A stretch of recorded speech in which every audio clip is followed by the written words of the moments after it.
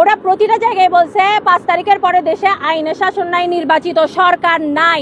সেই কারণে লিয়াকত সাহেব আমার বাবাকে ওরা ফোনে হুমকি দিছে যে তুই কেন খাইতারস, তুই কেন এবার মালিক হইতারস, দাহাইও মেনে আই জামান। চট্টগ্রাম নগরীতে আবারও আলোচনায় এলো হোটেল জামানকে ঘিরে ভবন দখলের অভিযোগ।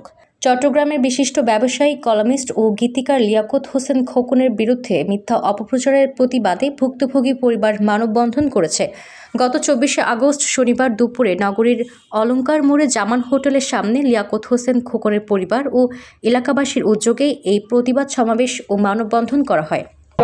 মার্কেটের মালিক লিয়াকত সাহেব ওনাদেরকে সালামিতে ফ্লোর দেওয়া হয়েছে, যেই ফ্লোরের টাকা আমি যদি টাকার অঙ্ক বলি 4 কোটি টাকার মধ্যে ওরা 50 লক্ষ টাকা দিছে। দেওয়ার পরে এটা ওদের নিয়ম অনুযায়ী ওরা গড়িমসি করে, এই টাকা নিয়ে মামলা করে ওদেরকে অ্যারেস্ট করায় ওদেরকে টাকাটা নিতে হয়েছে। আদারওয়াইজ ওরা টাকাটা এখনো পর্যন্ত 4 কোটি টাকা পুরো শোধ করে নাই।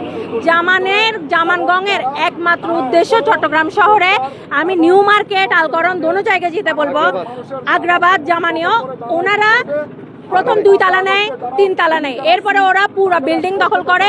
ভূমিদস্যুতাই হচ্ছে ওদের পারিবারিক ব্যবসা, ওদের বাবার আমল।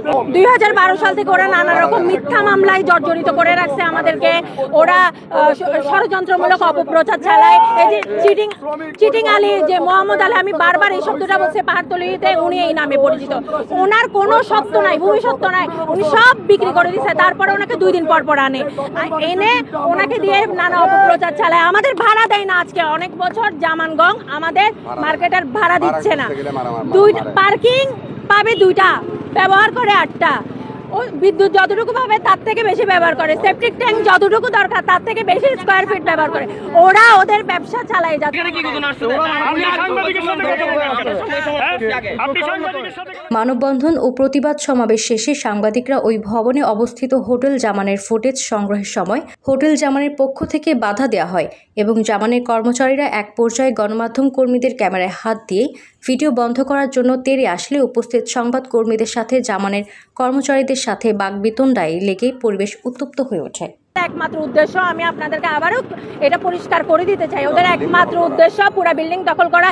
এবং ওরা এটা ডিক্লেয়ার করছে, ওরা প্রতিটা জায়গায় বলছে 5 তারিখের পরে দেশে আইনের শাসন নাই, নির্বাচিত সরকার নাই।